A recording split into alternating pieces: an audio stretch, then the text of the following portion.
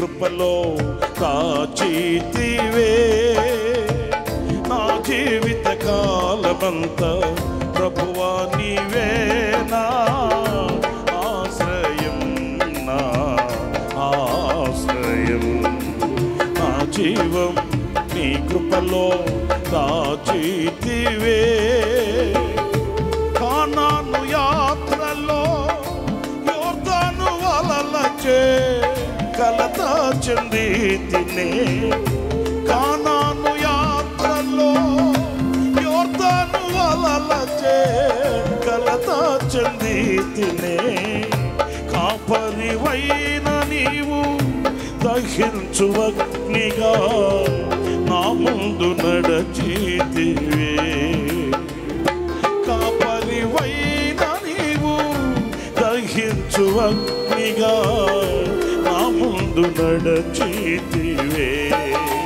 నా జీవం నీ కృపలో కాచితివే నా జీవిత కాలమంతా ప్రభువా నీవే ఆశ్రయం నా ఆశ్రయం నా జీవం నీ కృపలో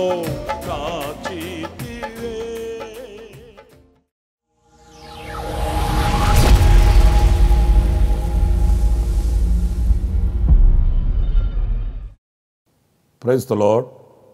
ప్రభు అయిన యేసుక్రీస్తు నామంలో మీ అందరికీ మా హోసన్నా మినిస్ట్రీస్ తరపున హృదయపూర్వకమైన వందనాలు తెలియపరుస్తున్నాను.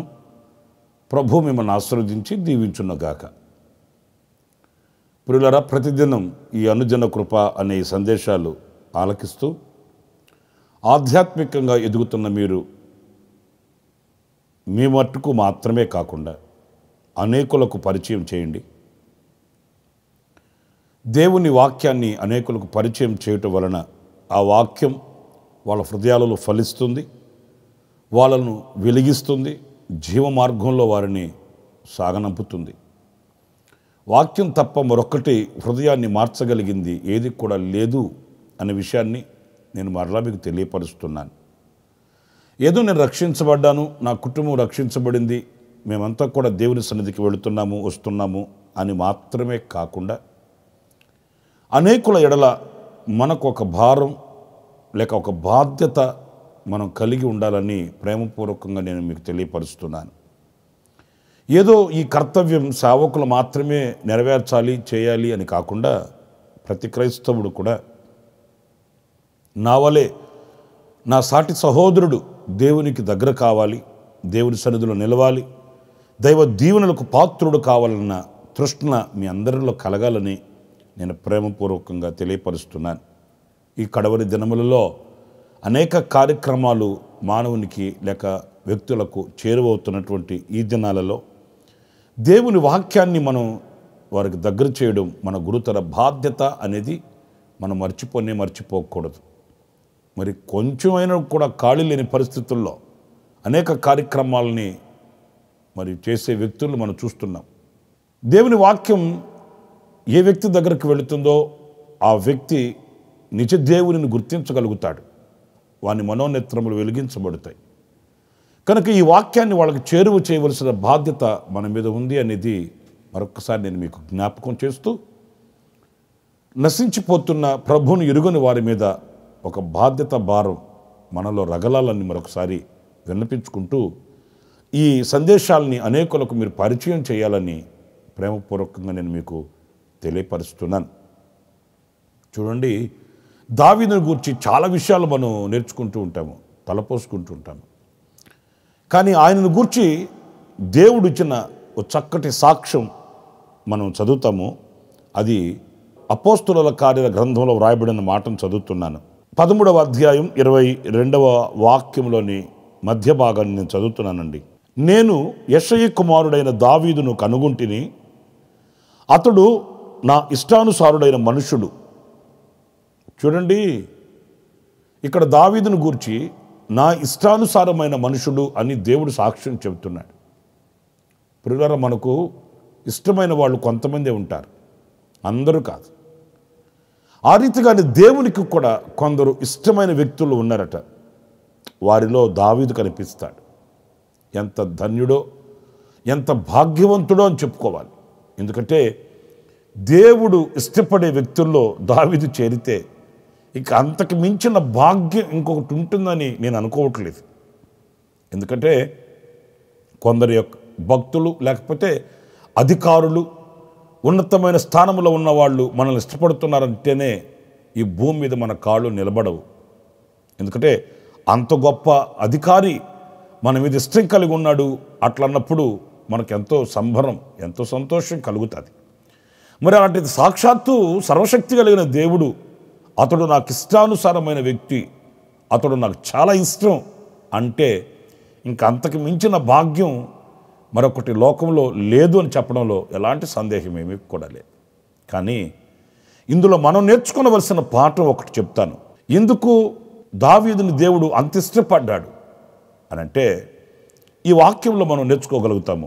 ఆ తర్వాత వాక్యంలో రాయబడి ఉంది, నా ఉద్దేశములన్నీ నెరవేర్చునని చెప్పి అతనిని గూర్చి సాక్ష్యం ఇచ్చాను. ఎందుకు దావీదు దేవునికి అంత ఇష్టడయ్యాడు అనంటే దావీదు దేవుని ఉద్దేశములు నెరవేర్చువాడంటండి. దేవుని ఉద్దేశము లేక దేవుని చిత్తము, దేవుని ప్రణాళిక అతడు నెరవేర్చువాడు గనుక అందుకని దేవునికి దావీదంటే ఇష్టం. ఒక తల్లికి ఒక బిడ్డ బాగా అమితమైన ఇష్టం. ఎందుకంటే తల్లి ఏం చెప్తే అది చేస్తాడు, తల్లి మనసులో ఏముంటే అది నెరవేరుస్తాడు, తల్లి మాటను జవదాటడు. ఏమ్మా, నీకు 9 పిల్లలు ఉన్నారు, కానీ 9లో వీడిని ప్రత్యేకంగా ఎందుకు చూస్తావంటే నాకు బాగా ఇష్టమయ్యా వీడు, ఎందుకంటే నా మాట వింటాడు అని చెప్తుంది తల్లి.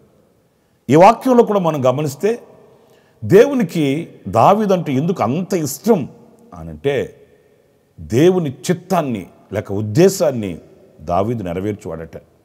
బహుశా ఇదే మాట దగ్గర మనం నిలబడి పరీక్ష చేసుకుంటే మరి మనం దేవుని ఇష్టాన్ని, దేవుని చిత్తాన్ని, దేవుని ఉద్దేశాన్ని నెరవేర్చువారముగా ఉండి ఆయనకు ఇష్టం కలిగే వ్యక్తులుగా ఉన్నామా, లేక మనల్ని చూసి ఆయన కష్టపడే వ్యక్తిగా ఉన్నాడా అనేది మనం పరీక్ష చేసుకోవాలి. ప్రియమైన దేవుని బిడ్డలారా, దేవుని ఉద్దేశములు నెరవేర్చువాడు అన్నప్పుడు అవి ఏమై ఉంటాయి ఆ దేవుని ఉద్దేశాలు? చూడండి, పరిశుద్ధ గ్రంథంలో ఓ చక్కటి మాట మనం చదువుతామండి. అది మత్తయి సువార్త 18వ అధ్యాయం 14వ వాక్యం నేను చదువుతున్నాను. అలాగుననే ఈ చిన్న వారిలో ఒక్కడైనను నశించుట పరలోకమందున్న మీ తండ్రి చిత్తము కాదు. దేవుని చిత్తం ఏంటంటే ఏ ఒక్కరూ నశించిపోకూడదు, అందరూ రక్షించబడాలి. ఈ చిన్న వానిలో ఏ ఒక్కడు కూడా నశించిపోవడం నా చిత్తం, నా ఇష్టం కాదు, నా ఉద్దేశం కాదు అని ప్రభు చెప్తున్నాడు. అయితే దావీదు ఒకరోజు ప్రార్థన చేస్తూ ఆయన చేసిన ప్రార్థనలో మాటలు మనం చదువుకోవాలి. అవి 71వ కీర్తన 18వ చరణంలో మనం చదువుతామండి. దేవా, వచ్చు తరమునకు నీ బాహుబలమును గూర్చి, పుట్టబో వారందరికీ నీ శౌర్యమును గూర్చి నేను తెలియచెప్పినట్లు నా తల నెరసి వృద్ధుడనై ఉండు వరకు నన్ను విడవకుము. ప్రియులారా, చూడండి, ఇక్కడ దావీదు మనసులో కూడా ఇదే ఆలోచన కనిపిస్తుందండి. వచ్చు తరమునకు నీ బాహుబలమును గూర్చి నేను వివరించాలి. ఏమి అంత ఆశ ఈయన హృదయంలో కూడా అదే. ఎవ్వరూ నశించిపోకూడదు, ఎవ్వరు వ్యర్థులైపోకూడదు, ఎవ్వరూ నా దేవునికి దూరం కాకూడదు. దేవుని మనసులో ఏ ఆలోచన, ఏ అభిలాష, ఏ అభిష్టమైతే ఉందో దావీదు గుండెల్లో కూడా అదే అభిష్టం కనిపిస్తుంది. చూడండి, ఏ ఒక్కరూ నశించిపోవటం నా ఉద్దేశం కాదని ప్రభు చెప్తుంటే ఈయన హృదయంలో కూడా అయ్యా ఈ తరమే కాదు, వచ్చు తరమునకు కూడా నీ బాహుబలమును గూర్చి, నీ శౌర్యమును గూర్చి నేను ప్రకటించాలి. ఆ ప్రకటించేటట్లు నా తల నెరయు వరకు, నేను వృద్ధుడనైపోయేంత వరకు నా చెయ్యిని విడవవద్దు అని బతిమాలుకుంటున్నాడు ప్రభుని. ప్రియులారా, ఎప్పుడైనా ఈ ఆశ మన హృదయంలో కలిగిందా? అయ్యో, ప్రజలు కుడి ఎడమకు వ్యత్యాసం తెలియని ప్రజలు నరకాగ్నికి దిగజారిపోతున్నారు, వ్యసనాలకు బానిసలైపోతున్నారు. నా ఇరుగు పొరుగు, నా ప్రక్కింటి వాడు, నా కుటుంబంలో ఉన్నవాళ్ళు, మా ఇంటి పేరు పెట్టబడిన వాళ్ళు ఎంతమంది రక్షించబడలేదు, ఎంతమంది ప్రభువుకు దూరంగా ఉంటున్నారు. నేనేం చేయగలుగుతున్నాను? నా దేవుని బాహుబలమును గూర్చి వాళ్ళకి వివరించాలి, నా దేవుని శౌర్యమును గూర్చి వాళ్ళకి తెలియపరచాలన్న కాంక్ష అనే ఆ కుతూహలం మన హృదయంలో ఉంటుందా? లేదు. ఏదో నేను భక్తి చేస్తున్నాను, పాటలు పాడుతున్నాను, ప్రార్థన చేస్తున్నాను, ఇక చాలు, నా కుటుంబం రక్షించబడింది చాలు కదా అన్నంతలోనే ఆగిపోతున్నామే. కానీ ఈ దేవుని ఉద్దేశాన్ని నెరవేర్చే వారముగా మనం ఉండలేకపోతే మనం ఎలా ఆయనకి ఇష్టలుగా బ్రతకగలుగుతాము? దావీదు చూడండి, తన వరకే, తన కుటుంబం వరకే కాకుండా వచ్చు తరమునకు కూడా, రాబోవు తరమునకు కూడా నేను నిన్ను గూర్చి తెలియపరిచేటట్లు నా చేతిని పట్టుకుని నడిపించమని కోరుకుంటున్నాడు. ప్రతి మనిషికి ఎన్నో అవసరాలు ఉంటాయండి, ఎన్నో అక్కర్లు ఉంటాయి. మరి దావీదుకు లేవా? ఆయన ఒక రాజుగా ఉన్నాడు. రాజుగా ఉన్నప్పుడు పరిపాలనలో ఎన్ని అవసరతలు ఉంటాయి, ఎన్ని అక్కర్లు, ప్రజల అక్కర్లు తీర్చవలసి వస్తుంది, ఎన్ని సమస్యలు ఉంటాయి. అవన్నీ పక్కన పెట్టి అవి కాదు ముఖ్యం, నిన్ను గూర్చి తెలియపరచాలి, నేను పత్రికగా సాక్షిగా నిలవాలి, నాకు అలాంటి కృపనివ్వమని కోరుకుంటున్న వ్యక్తిగా దావీదు కనబడుతున్నాడు. కనుకయే అతడు నాకు ఇష్టానుసారమైన, నా ఇష్టుడైన వ్యక్తి అని దేవుడు సాక్ష్యం చెప్తున్నాడు. ప్రియ దేవుని బిడ్డలారా, ఈరోజు మనం దేవుని వాక్యం ఎదుట పరిశీలన చేసుకొని మనలో ఇలాంటి ఆశ ఒక అగ్ని వలె రగలాలి. ఇంకొక మాట కూడా, దేవుని ఉద్దేశం ఏమై ఉంటుందో, దేవుని చిత్తం ఏమై ఉంటుందో నేను మీకు తెలియపరుస్తాను. అది తెస్సలోనికైలకు రాసిన మొదటి పత్రిక 5వ అధ్యాయం 18వ వాక్యాన్ని నేను చదువుతున్నానండి.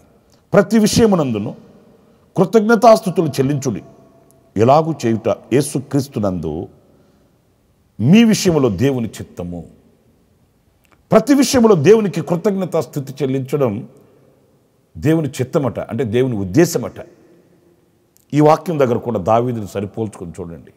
దావీదు రాసిన కీర్తన మనందరికీ బాగా తెలుసు. నా ప్రాణమా యెహోవాను సన్నిధించుము, నా అంతరంగములోనున్న సమస్తమా. అంటే ప్రతి విషయాన్ని ఆయన ఆచితూచి దేవుడు చేసిన మేలులను బట్టి దేవునికి కృతజ్ఞతాస్తుతి చెల్లించే వ్యక్తిగా మనకు కనిపిస్తాడు. ప్రియులారా, నేను ఇలా మాట్లాడుతున్నానని మీరు మరోలా భావించకండి. దేవుని దగ్గర ఎన్నో మేలులు మనం పొందుతుంటాం. ఒకటేంటి, ఆలోచిస్తే లెక్కకు మించినవి. కానీ ఏనాడైనా ఆయన సన్నిధిలో మోకరించి ఆయన చేసిన మేలులకు కృతజ్ఞతగా స్తుతి చెల్లించి, ఆరాధించి, మహిమపరిచి, కుటుంబ సమేతంగా ఆయన సన్నిధిలో కృతజ్ఞతాపూర్వకంగా నిలిచిన అనుభవాలు మచ్చుకని కనిపిస్తున్నాయా? ఆయన ఇస్తున్నాడు, మనం తింటున్నాం. ఆయన కృప చూపిస్తున్నాడు, మనం తిరుగుతున్నాం. ఆయన దయ చూపిస్తున్నాడు, బ్రతికి ఉన్నాం. అంతేకాని ఆయన చేసిన మేలులకు మనం ఏం చెల్లించటం లేదండి, మర్చిపోతున్నాం. కానీ దావీదు అలా కాదు. ప్రతి విషయంలో అంతరంగములో దాచబడిన ప్రతి దానిని జ్ఞాపకం చేసుకుంటున్నాడు. నా అంతరంగములో ఉన్న సమస్తమా ఆయన పరిశుద్ధ నామాన్ని సన్నుతించు, స్తుతించు, ఆరాధించమని ఆయన అంతరంగానికి చెప్పుకుంటున్నాడు. అలాంటి మనస్తత్వం, అలాంటి కృతజ్ఞత కలిగిన హృదయం ఆయనకు ఉంది కాబట్టే దేవుడు ఆయనకి ఒక బిరుదు ఇచ్చాడు, నా ఇష్టానుసారమైన వ్యక్తి అని. మరి మనము కృతజ్ఞత లేని వాని హృదయం అంధకారమయమైపోతుందని మనకు తెలిసిన వాక్యమే. కానీ ఎందుకు కృతజ్ఞతగా ఉండలేము? కృతజ్ఞత కలిగిన వారమై ఉంటే దేవుని సన్నిధికి మనం దూరం అవుతామా? కృతజ్ఞత కలిగిన వారమైతే ప్రార్థనకి మనం దూరం అవుతామా? ఆయన ఆరాధనకి మనం దూరం అవుతామా? ఆయనను గురించి సాక్ష్యం చెప్పడంలో వెనకంజ వేస్తామా? లేదు కదా. కృతజ్ఞత కలిగిన వారమైతే మేలు చేసిన వారిని గురించి ప్రకటిస్తాం, మేలు చేసిన వారిని ఆరాధిస్తాం, మేలు చేసిన వానికి ప్రార్థన చేసి ఆయనను ప్రీతిపరుస్తాము. కనుక మనలో ఆ కృతజ్ఞత భావం ఎప్పుడు కూడా విడిచిపెట్టకూడదు, మనలో ఉండి తీరాలండి. ఇంకొక చిన్న మాట కూడా నేను మీకు జ్ఞాపకం చేస్తాను. పేతురు రాసిన మొదటి పత్రిక 2వ అధ్యాయం 15వ వాక్యంలో మనం చూస్తే, ఎలయనగా మీరిట్లు యుక్త ప్రవర్తన గలవారై అజ్ఞానముగా మాట్లాడు మూర్ఖుల నోరు మూయుట దేవుని చిత్తము. ఇక్కడ మనకు 2 భాగాలలో దావీదు సరిపోల్చుకోవచ్చండి. ఒకటి, యుక్త ప్రవర్తన గలవారై. దావీదుని గురించి మనం చదువుతాము, అతడు బహు సుబుద్ధి గలవాడై ప్రవర్తింపగా సౌలు దావీదుకు భయపడ్డాడట. సౌలు ఒక రాజు, మరి దావీదుకు భయపడడం ఏంటి? ఒక గొర్రెల కాపరి కదా దావీదు. ఒక గొర్రెల కాపరికి ఒక రాజు భయపడడం ఏంటి? కారణం, దావీదు యుక్త ప్రవర్తన కలిగిన వాడు, సుబుద్ధి కలిగిన వాడు. రెండవది, ఇక్కడ మనం గమనిస్తే అజ్ఞానముగా మాట్లాడువారు నోరు మూయుట దేవుని చిత్తమట. దావీదులో చూడండి, తాను ఆరాధించుతున్న దేవుని గురించి ఒక ఫిలిస్తీయుడు సవాలు చేస్తుంటే ఓర్చుకోలేకపోయాడు. రక్తం ఉడికిపోయింది. ఈ సున్నతి లేని ఫిలిస్తీయుడు జీవము కలిగిన దేవుని తిరస్కరించుటకు వీడు ఎంతటివాడు? ఎందుకంటే ఆ అజ్ఞానముగా మాట్లాడు వాళ్ళ యొక్క నోరు మూయుట దేవుని చిత్తం, దేవుని ఉద్దేశం. అది లేదనుకుంటుంటారులే మనకెందుకు అని కాదు. నా ప్రియమైన దేవుని బిడ్డలారా, ఈ 2 అనుభవాలలో దావీదు సరిగ్గా సరిపోతాడు. యుక్త ప్రవర్తన గలవాడు, ఆ రీతిగానే అజ్ఞానముగా మాట్లాడు వాళ్ళ యొక్క నోరు మూయించడానికి తనదైన శైలిలో సాహసం కలిగిన వ్యక్తిగా కనిపిస్తాడు దావీదు. ఈరోజు మన వ్యక్తిగత అనుభవాలలో కూడా ఈ యుక్త ప్రవర్తన, దేవుని మీద ఒక రోషము కలిగిన బ్రతుకు మనం కలిగి ఉండాలండి. అందుకే దావీదు దేవునికి ఇష్టుడయ్యాడు. యుక్త ప్రవర్తన గలవాడై ఇష్టుడయ్యాడు. అజ్ఞానముగా మాట్లాడు వాళ్ళ యొక్క నోళ్ళు మూయించడానికి సాహసించిన వాడై దేవునికి ఇష్టుడయ్యాడు. ప్రతి విషయంలో కృతజ్ఞత కలిగిన వాడై ఉండి ఇష్టుడయ్యాడు. వచ్చు తరమునకు ఆయన బాహుబలమును గురించి, శౌర్యమును గురించి తెలియచేయాలన్న కాంక్ష కలిగిన వాడై దేవునికి ఇష్టుడయ్యాడు. అందుకే ఆ ఉద్దేశములన్నీ నెరవేర్చువాడు గనుక ఆ గొప్ప సాక్ష్యాన్ని దేవుని యొద్ద నుంచి పొందుకోగలిగాడు. మరి మనం కూడా తీర్మానం చేసుకుందాం, ఇలాంటి అనుభవాల్లో ముందుకు వెళదాం. మనందరికీ ప్రభు కృపను అనుగ్రహించునుగాక. తలలు వంచండి, చిన్న ప్రార్థన చేస్తాను.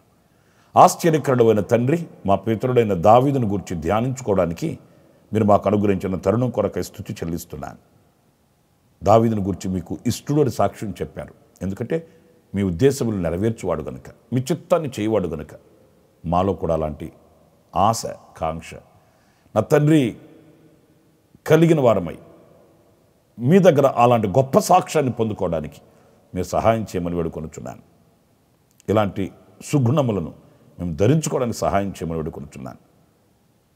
అన్ని విషయాలలో కృతజ్ఞత కలిగిన వారమై, వచ్చుతరానికి బోధించగలిగిన వారమై, మంచి ప్రవర్తన కలిగిన వారమై, రోషము కలిగిన భక్తిని చేతపట్టిన వారమై నీ కొరకే మేము బ్రతకడానికి సహాయం చేయమని మమ్మల్ని ఒక్కొక్కరిని మీ చెడు సమర్పించుకుంటూ యేసు ప్రశస్త నామములో ప్రార్థించి వేడుకొనుచున్నాను తండ్రి.